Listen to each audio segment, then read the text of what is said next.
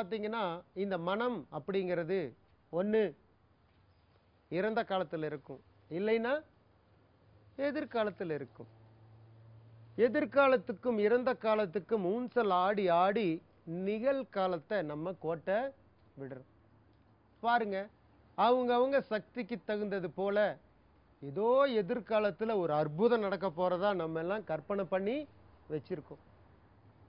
என்னம்மா என்னை கண்டுக்காம போறியா, போ போ, அடுத்த வருஷம் நீ என்னை வந்து பார்க்கணும்னா ஒரு அப்பாயின்மெண்ட் வாங்கிட்டு வந்து தான் பார்க்கணும், அந்த அளவுக்கு நான் முன்னேறி இருப்பேன், அந்த காரியம் மாத்திரம் நடந்துருச்சுன்னா அப்படின்னு நம்ம நினைச்சு வைப்போம்.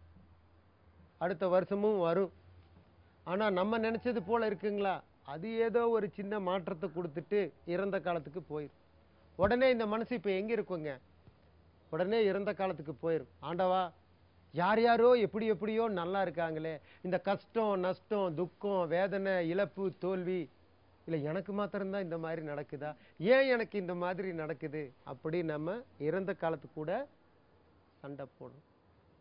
அப்புறம் மறுபடியும் எதிர்காலத்தில் ஒரு அற்புதம் நடக்கிறதா நினைச்சு எதிர்காலம், அப்புறம் இறந்த காலம், இப்படி இறந்த காலத்துக்கும் எதிர்காலத்துக்கும் ஊஞ்சல் ஆடி ஆடி நிகழ்காலத்துல நம்ம வாழ்றது இல்லை. சரி, இப்போ இறந்த காலம் அப்படின்னா என்னன்னு பார்க்கலாங்களா? எல்லாரும் நல்ல கையை பிரிச்சு சீலிங்கை பார்த்து உங்க முட்டி மேல வச்சுக்குங்க. கண்ணை மூடி இறந்த காலம் ஒரு முடிஞ்சு போன ஒரு விஷயத்த உங்க கண்ணுக்கு முன்னாடி கொண்டு வாங்க. இறந்த காலம் ஏற்கனவே நடந்து முடிஞ்ச ஒரு விஷயத்த நீங்க நினைச்சு பாருங்க. உங்களுக்கு என்ன தோன்றுகிறது?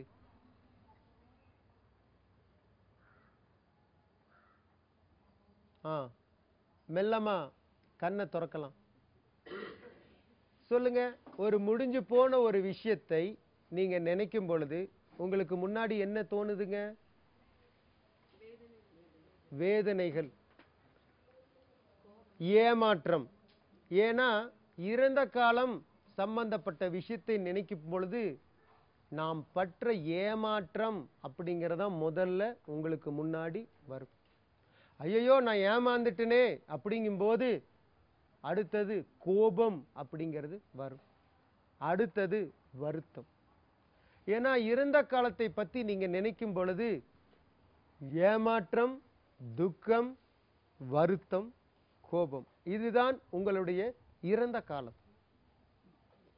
சரி, எதிர்காலத்தை பத்தி நினைச்சு பாருங்க. அப்படின்னா நீங்க எதிர்காலத்தை பத்தி நினைச்சீங்கன்னா, குழந்தை குட்டியெல்லாம் இவ்வளவு பெத்து வச்சிருக்கோமே, நாளைக்கு அவங்க நிலைமையெல்லாம் என்ன, நம்மளை போல ஒரு 25 சென்ட்ல ஒரு பங்களா கட்டுவாங்களா, 5 சென்ட்ல கட்டுவாங்களா அப்படின்னு நினைக்கும் பொழுது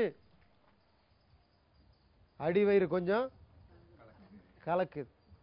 ஏன்னா எதிர்காலத்தை நினைக்கும் பொழுது ஒரு ஜுரவேகமும் ஒரு நடுக்கமும் ஒரு பயமும் நமக்கு ஏற்படுகிறது. இதுதான் உங்களுடைய எதிர்காலம்.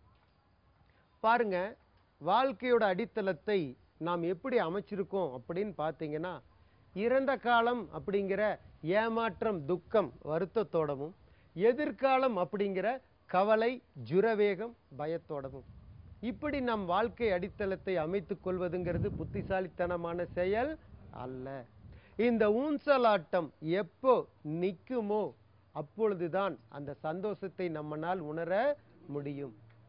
இறந்த காலத்துக்கும் எதிர்காலத்துக்கும் ஊஞ்சலாடிக்கிட்டு இருக்கிற மனசை நிகழ்காலத்துல எப்படி சந்தோஷமா வாழ்றது அப்படிங்கிறத இந்த பயிற்சியில நம்ம கற்றுக் கொடுக்கிறோம்.